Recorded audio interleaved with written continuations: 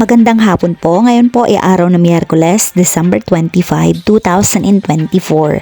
At narito na po ang resulta ng ating 5 p.m. Business o Lotto results today.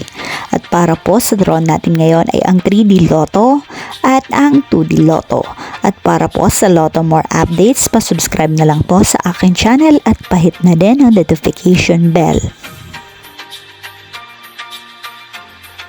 And for 2D Lotto, 5 p.m. draw, December 25, 2024. 26 and 29 in exact order.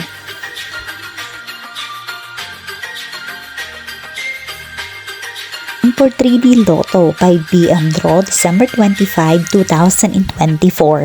6, 2, and 2 in exact order.